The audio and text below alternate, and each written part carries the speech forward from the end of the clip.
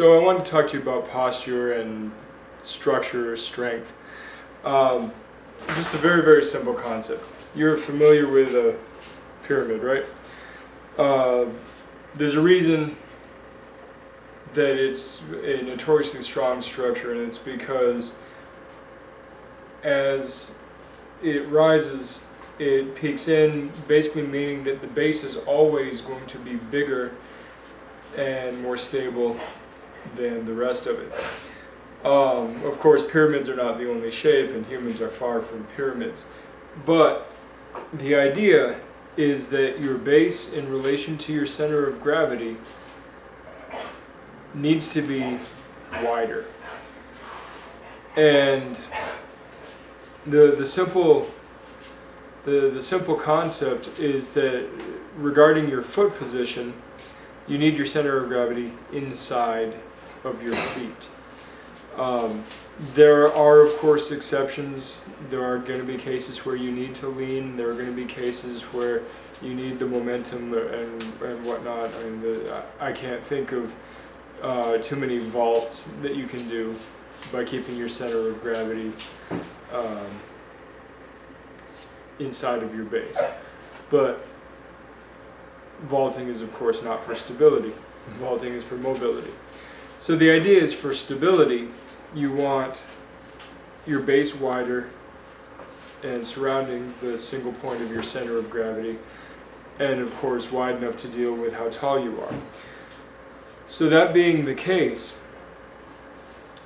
you got to look at your leverage points and what's happening with them.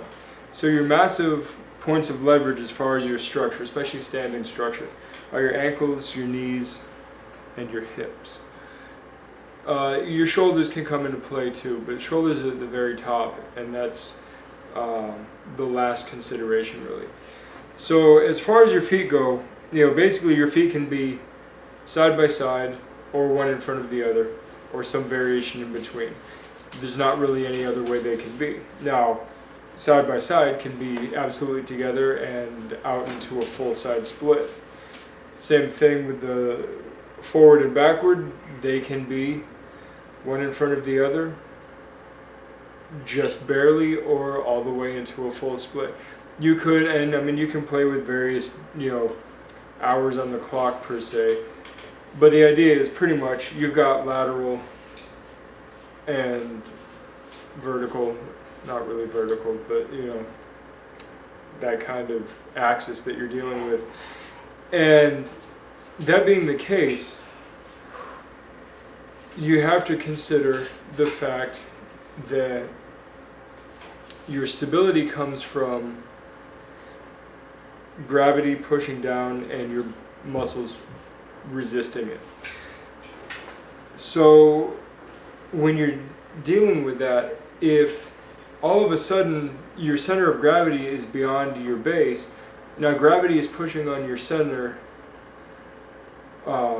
without anything under it, so it wants to go to the ground. And this is the whole theory of potential energy. As long as something's underneath it, it ain't moving. But if that something underneath it gives way or moves, then that object with the potential energy is going to fall. So ankles aren't that flexible, but still, if my ankles rock in such a way that it brings my center of gravity, which is just below your belly button, outside of the width of my feet, then I am going to lose my balance and have to adjust or simply fall over. Knees you have a little more forgiveness with, because if your knees pass your toes, you may still be able to maintain your balance if you are good or have flexible ankles, allow your heels to come up off the ground. But once again, if your knees go backwards behind your heels, that means the rest of you is tilting, and that's really not the knees anymore, it's the ankles. The hips are the most important part.